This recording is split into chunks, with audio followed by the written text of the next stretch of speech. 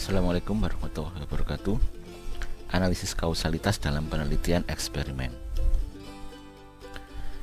Analisis kausalitas atau causal inference merupakan salah satu tema yang paling banyak dibahas di bidang psikologi.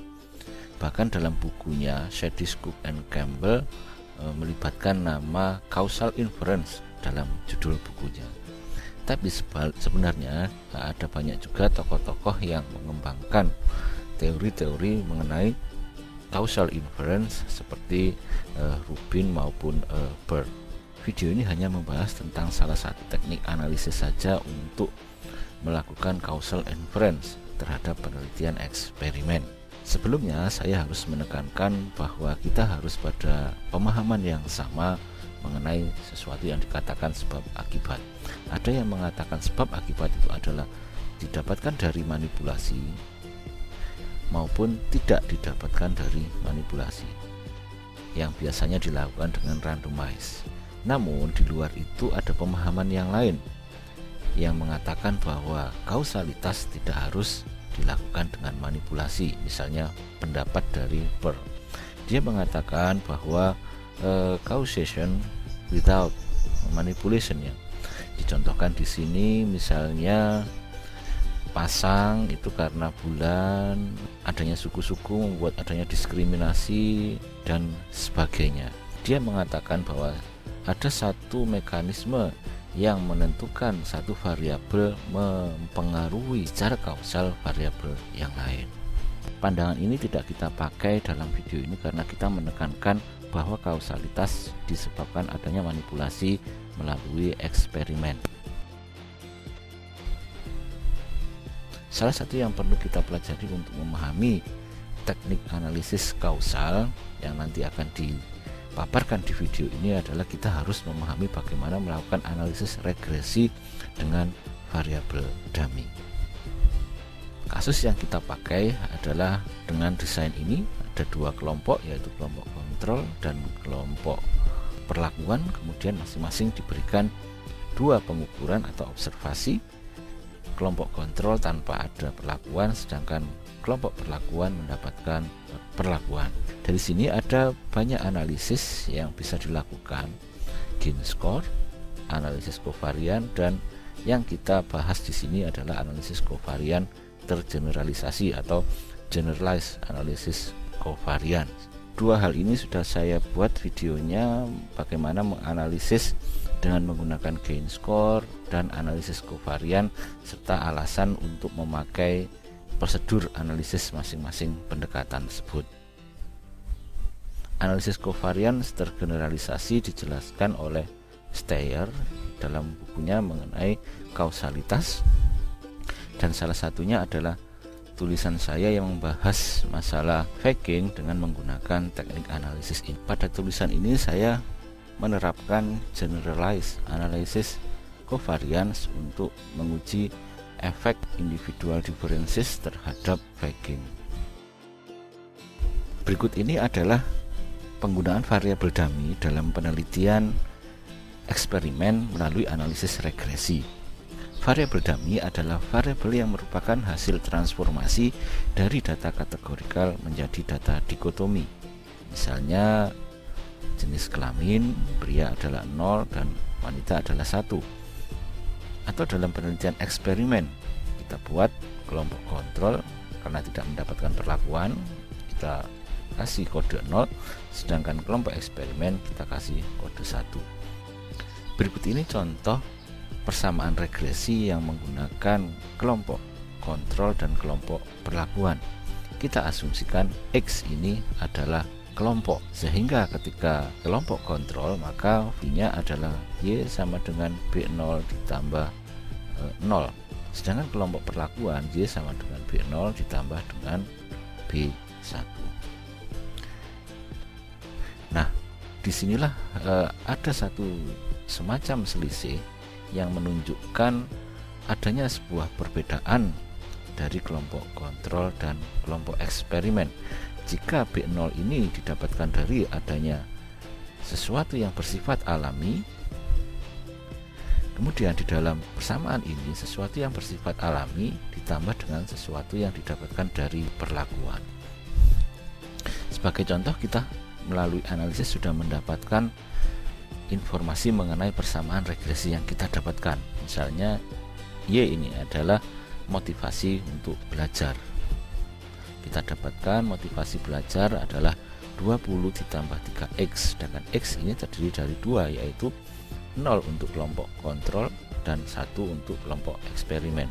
Di sini kita dapatkan bahwa ketika kelompok kontrol motivasinya adalah 20 ditambah, oleh karena 0 maka 20 ditambah 0 sama dengan 20. Sedangkan pada kelompok perlakuan motivasinya adalah 20 ditambah 3 dikali 1 sehingga sama dengan 23. Sehingga di sini kita bisa menemukan bahwa ada semacam selisih antara kelompok kontrol atau delta, kelompok eksperimen dikurangi kelompok kontrol. Dalam hal ini selisihnya adalah 3. Untuk mempelajari masalah variabel dummy, silakan dilihat pada video yang lain di channel ini mengenai variabel dummy. Oke, kita sekarang praktek di JASP. Saya mendapatkan data ini dari Ari Merdekasari pada tahun 2012 yang melakukan pelatihan manajemen amarah dengan pendekatan terapi perilaku kognitif pada perilaku agresi. Sebuah tesis yang dilakukan di UMS. Data ini terdapat 4 variabel. Yang pertama adalah grup, kelompok kontrol dan kelompok eksperimen. Kemudian ada pretest, ada post-test, dan ada follow up. Kita hanya memakai 3 variabel saja untuk demonstrasi analisis di sini. Kita tidak menggunakan follow up. Baik, saya sudah membuka JASP. Kemudian saya buka datanya, open data. Karena sudah saya buka sebelumnya, maka saya pakai recent file. Kemudian datanya ada di sini. Oke, lakukan analisis regresi, kemudian pilih linear regresi, kemudian dependennya adalah post, kemudian kita masukkan grup di covariant. Ini adalah hasilnya. Mari kita bahas tabel ini. Di tabel ini didapatkan bahwa persamaan yang didapatkan adalah ini masuk ke dalam intercept, kemudian ini masuk ke dalam koefisien regresinya. Oleh karena X terdiri dari 2 value, yaitu 0 dan 1, 0 untuk kelompok kontrol dan 1 untuk kelompok eksperimen, maka kita dapatkan untuk kelompok kontrol amarah post-testnya, skor amarah post-testnya adalah 54. Hal ini dikarenakan di sini 0. Sedangkan pada kelompok eksperimen atau kelompok perlakuan, karena dummy-nya adalah 1, kemudian kita masukkan ke dalam persamaan ini didapatkan 4,786, dan didapatkan di sini bahwa perbedaan antar grup tersebut tidak signifikan karena P-nya di atas 0,05, sehingga dapat dikatakan bahwa selisih amarah antara kelompok kontrol dan kelompok perlakuan tidak signifikan. Ini adalah salah satu ilustrasi penggunaan variabel dummy dalam penelitian eksperimen. Kita lanjutkan. 54 dan 44 yang kita dapatkan tadi adalah rata dari skor setiap kelompok. 54 jika kita melakukan analisis melalui data deskriptif, kita dapatkan rata-rata skor post test kelompok kontrol adalah 54. Kita lihat di sini 54 sama.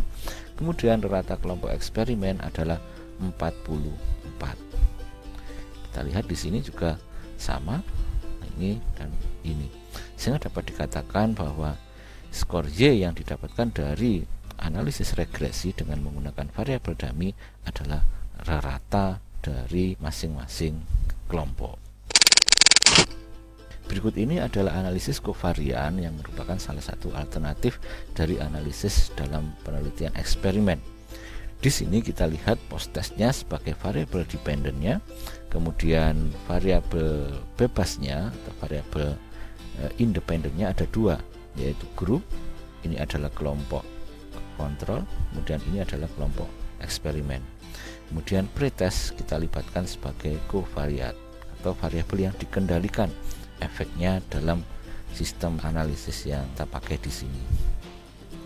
Berikut ini persamaan yang kita dapatkan jika kita melibatkan pretest dalam analisis regresi. Ini adalah intercept, ini adalah efek perbedaan antar kelompok, kemudian ini adalah covariat. Dalam hal ini Z adalah pretest, ini adalah grup, karena keduanya langsung mempengaruhi perolehan pada skor tes yang merupakan variabel tergantung data ini. Baik, kita lakukan praktek di JASP. Kita tadi sudah melakukan analisis di mana grup sudah masuk ke dalam prediktor. Kemudian selanjutnya kita masukkan pretest. Hasilnya adalah seperti ini. Kita lihat ada perubahan, pretest sudah masuk ke dalam hasil analisis ini. Baik, kita baca cara membaca hasilnya. Kita lihat di sini bahwa ada dua prediktor, yaitu grup dan pretest. Kita lihat di sini setelah pretest masuk ke dalam sistem analisis, perbedaan kelompok menjadi signifikan. Yang awalnya tidak signifikan, kemudian P-nya menjadi di bawah 0,05, sehingga dapat dikatakan perbedaan antar skor kelompok eksperimen dan kelompok kontrol pada post test itu signifikan, yang menunjukkan bahwa terapi amarah yang diberikan menurunkan amarah pada responden. Sementara itu kita bisa juga melihat bahwa efek pretest ini yang merupakan sesuatu yang dimiliki oleh individu sebelum diberikan perlakuan ternyata mempengaruhi skor post test sangat signifikan, sehingga dapat dikatakan bahwa amarah subjek pada saat ini, time yang kedua, dipengaruhi oleh amarah pada saat sebelum grup. Namun kita dapatkan juga ternyata bahwa selain faktor alamiah ini adalah faktor alamiah, faktor dari adanya perlakuan memberikan dampak yang signifikan juga terhadap penurunan amarah di saat pengukuran yang kedua. Analisis kovarian memiliki keterbatasan karena kurang memiliki dasar yang cukup kuat untuk menunjukkan inferensi mengenai kausalitas. Pendekatan ini memiliki justifikasi yang kuat secara statistik, namun kaitannya dengan inferensi kausalitas masih belum cukup. Sebagai informasi, misalnya teori-teori kausalitas yang dikembangkan oleh Donald Rubin, Fisher, dan Neyman memiliki karakteristik yang sedikit berbeda. Berikut ini adalah contoh-contoh operasionalisasi dari konsep yang dikembangkan oleh ketiga ahli tersebut. Untuk mengatasi keterbatasan analisis kovarian, maka dikembangkanlah analisis kovarian tergeneralisasi. Sama seperti analisis kovarian sebelumnya, Y sebagai post test, kemudian X adalah grupnya, sedangkan kovariatnya adalah pretestnya. Persamaannya adalah seperti ini. Jika diilustrasikan, maka berikut ini adalah persamaannya. Y sama dengan B0 kondisional Z dan B1 kondisional Z berinteraksi dengan kelompok. Jika digambarkan seperti ini, kovariat mempengaruhi kondisi saat ini Y, ini adalah kovariatnya, ini adalah X-nya. Hal ini menunjukkan bahwa pengaruh pemberian perlakuan tergantung dari pretestnya. Persamaan tersebut menyatakan bahwa efek perlakuan bersifat kondisional terhadap karakteristik individu. Dengan kata lain, besar kecilnya dampak perlakuan yang diberikan kepada individu tergantung dari karakteristik kovariat. Ada berbagai macam karakteristik individu, ada A, B, C, dan D. Kemudian ini adalah efek perlakuan, ada yang rendah, ada yang tinggi, ada yang sangat tinggi. Kita lihat di sini dua individu ini, individu yang nomor 2 dan nomor 3 memiliki karakteristik yang sama, yaitu B. Akibatnya efek perlakuan yang diberikan kepada kedua orang ini adalah sama. Sedangkan orang-orang yang lain yang memiliki karakteristik yang berbeda memiliki dampak perlakuan yang berbeda-beda. Mengapa bisa efek dari perlakuan itu berbeda-beda? Sebagai contoh, besarnya efek perlakuan tergantung dari neediness atau kebutuhan untuk mendapatkan perlakuan. Misalnya yang diberikan adalah terapi penyesuaian diri. Dampak terapi dalam peningkatan penyesuaian diri itu tergantung dari kebutuhan tiap individu. Sebagai contoh, karakteristik D ini neediness-nya rendah karena bisa jadi penyesuaian dirinya sudah tinggi, sehingga ketika diberikan perlakuan dampaknya akan rendah. Contoh yang lain adalah karakteristik C. Karakteristik C ini dimiliki oleh individu yang neediness-nya, kebutuhan untuk mendapatkan terapinya itu sangat tinggi, sehingga ketika diberikan terapi dampaknya lebih tinggi dibanding dengan D. Hal ini terjadi pada secara berbeda-beda tergantung dari neediness-nya. Neediness-nya adalah salah satu contoh saja kovariat, namun bisa berlaku juga untuk variabel-variabel yang lain, misalnya kedewasaan, pengelolaan emosi, dan sebagainya.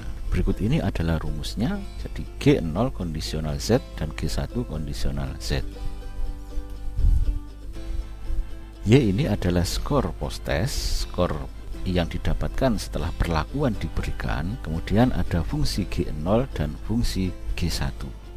Baseline function adalah efek ketika individu tidak mendapatkan perlakuan. Di sini kita lihat X-nya ada dua, yaitu X sama dengan 0 dan X sama dengan 1.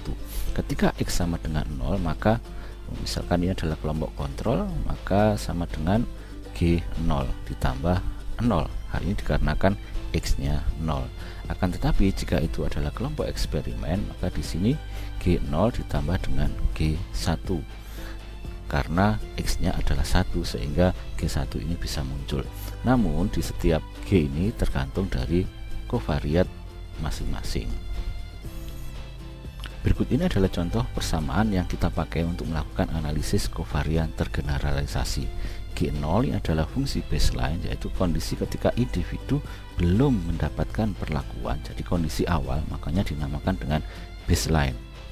Kemudian G1 adalah perubahan yang merupakan efek perlakuan. Semakin miring garis ini menunjukkan semakin besar dampak perlakuan yang didapatkan oleh individu. Kita lihat kini G1 adalah fungsi ini.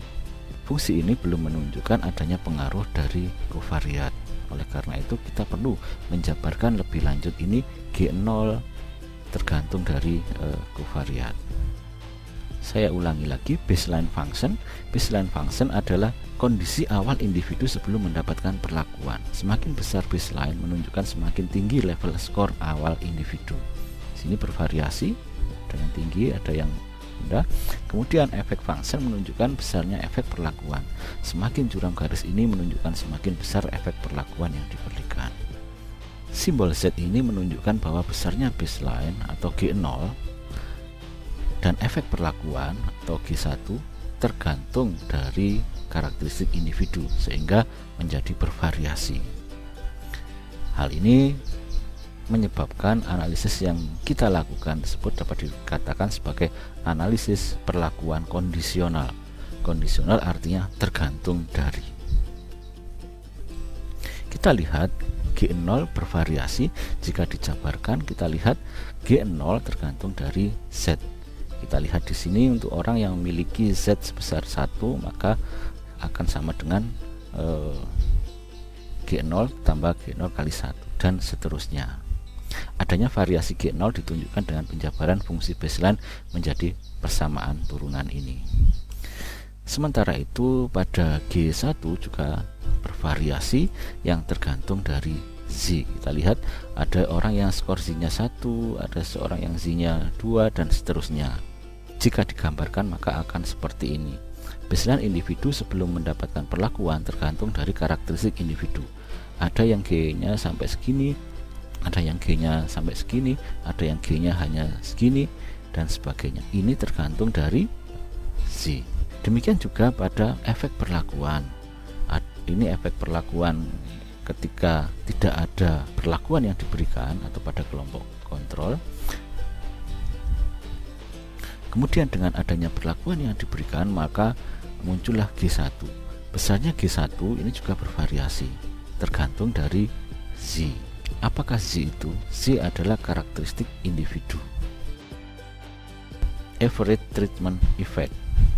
Dengan adanya penjabaran tersebut, maka didapatkan harga G1 yang bervariasi.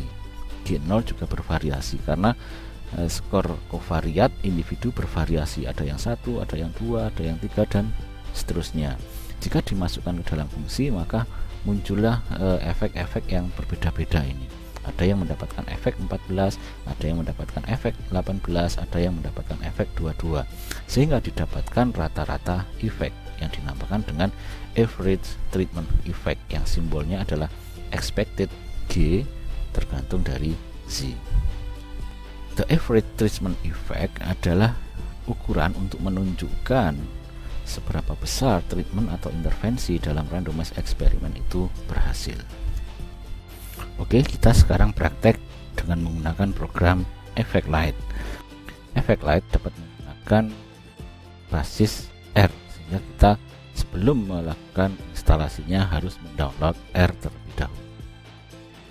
Kita googling, tulis download R, nanti akan muncul versi R yang terbaru pada saat itu. Sebagai contoh di sini versi R403. Klik saja, kemudian akan masuk ke dalam laman dari R mendownloadnya. Untuk Windows silakan di-download di sini. Untuk Mac atau yang lain mungkin dicari di sini bagaimana cara mendownloadnya.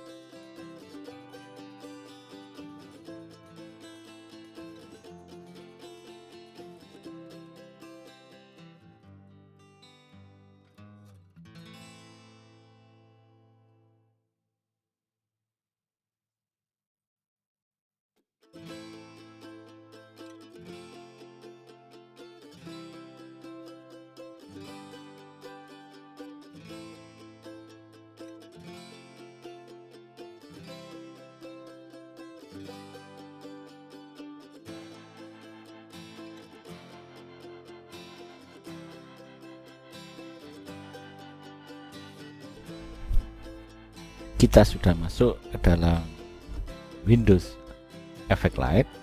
Ada banyak fitur di sini, fitur data, kemudian manifest variabel, latent variabel, option, dan sebagainya. Kita pilih menu yang paling dasar, yaitu data. Dan di sini juga ada contoh data yang bisa digunakan. Kemudian kita bisa menggunakan SPSS dan sebagainya. Kita pilih default saja. Baik, kita pilih data yang akan kita analisis, yaitu data file, kemudian pilih di sini data eksperimen ARIH 2, kemudian OK.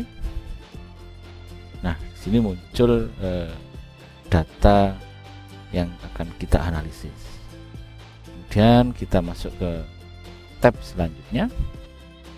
Dependentnya adalah post test, kemudian treatmentnya adalah group. Grup ini sudah di kode 01, 1 adalah eksperimen, kemudian 0 adalah kontrol. Kemudian kita tidak memiliki kovariat yang berbentuk kategorikal di sini. Kita memiliki kovariat yang bersifat continuous, sehingga kita pilih pretest masuk ke dalam kovariat. Jika teman-teman memiliki variabel kovariat yang lain, misalkan jenis kelamin, informasi demografi, bisa dimasukkan di kategorikal. Sedangkan untuk variabel-variabel seperti tingkat kecerdasan, kemudian kematangan, dan sebagainya, jika itu ingin dilibatkan sebagai kovariat, maka kita masukkan di dalam continuous kovariat. Oke, kemudian program langsung akan menjalankan apa yang kita perintahkan. Hasilnya ada di sini. Ini adalah hasilnya. Mari kita baca satu persatu. Baik, ini adalah salah satu keluaran dari EffectLite. Teman-teman pasti ingat rumus ini. Ada G0, kemudian ada G1. Penjabaran ringkasnya, G G0 di sini, kemudian G1 di sini. Di sini kita lihat ada faktor Z yang menentukan G0 dan G1 itu termasuk efektif ataukah tidak. Ini adalah baseline, kemudian ini adalah fungsi efek perlakuan.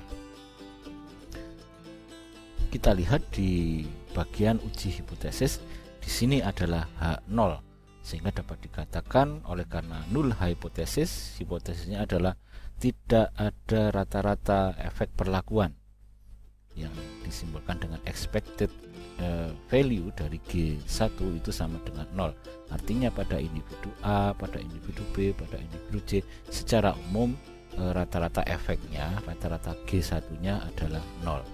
Ternyata di sini jawabannya adalah hipotesis 0-nya ditolak karena P-nya di bawah 0,05, sehingga kita temukan bahwa ada rata-rata efek perlakuan yang diberikan kepada individu-individu yang diteliti dalam penelitian ini. Selanjutnya adalah hipotesis yang kedua yang mengatakan bahwa G0 itu konstan, artinya efek pada individu-individu yang tidak mendapatkan perlakuan karena G0 adalah konstan. Kita lihat jawabannya adalah di sini signifikan, sehingga kita coret no-nya, artinya kovariat di dalam individu di kelompok kontrol itu turut mengubah karakteristik mereka. Misalkan ini adalah amarah, sehingga kondisi awal kemarahan yang dialami oleh kelompok kontrol itu menyebabkan kemarahan di pengukuran selanjutnya. Artinya naik turunnya amarah tergantung dari karakteristik individu. Selanjutnya, hipotesis selanjutnya adalah G1 itu konstan. Kita lihat di sini G1 adalah efek perlakuan. Efek perlakuan yang konstan artinya semua orang mendapatkan hasil yang setara dan variasinya tidak banyak. Ternyata kita lihat di sini tidak signifikan, near signifikan, sehingga dapat dikatakan no treatment covariate interaction. Artinya G1 dalam penelitian ini cenderung konstan. Artinya individu-individu peningkatannya seragam atau penurunannya seragam. Selanjutnya, hipotesis yang terakhir mengatakan G1 sama dengan 0. Kita lihat di sini, jika G1 sama dengan 0 itu artinya tidak ada treatment effect. Kita lihat di sini ternyata signifikan. Artinya no-nya kita coret sehingga ada efek perlakuan yang signifikan terhadap individu-individu yang diterapi dalam penelitian ini. Sekaligus juga ketika terapi itu diberikan kepada kelompok kontrol juga akan memberikan efek yang signifikan. Di sini kita lihat rata-rata dari GZ itu signifikan. Ini sama dengan yang tadi dengan efek size 0,809, artinya penurunannya masih hampir mendekati satu standar deviasi. Kemudian jika treatment itu diberikan pada X sama dengan 0, artinya ini adalah kelompok kontrol, maka akan didapatkan penurunan amarah sebesar 10 poin yang efeknya adalah hampir 1 SD. Kemudian jika perlakuan itu diberikan kepada kelompok eksperimen yang sudah dilakukan di sini, ternyata estimate-nya penurunannya 10 poin, sehingga dapat dikatakan bahwa ketika kelompok kontrol dalam penelitian ini juga diberikan perlakuan, maka penurunannya hampir sama dengan kelompok eksperimen. Hal ini dikarenakan mungkin peneliti sudah melakukan randomisasi sehingga karakteristik kelompok kontrol dan kelompok eksperimen adalah sama, sehingga ketika keduanya diberikan perlakuan atau diasumsikan kelompok kontrol itu mendapatkan perlakuan, maka hasilnya adalah sama dengan apa yang didapatkan oleh kelompok eksperimen. Mungkin penjelasan ini kurang lengkap, akan kita ulangi lagi pada video yang selanjutnya dengan kasus penelitian eksperimen yang lain. Terima kasih. Assalamualaikum warahmatullahi wabarakatuh.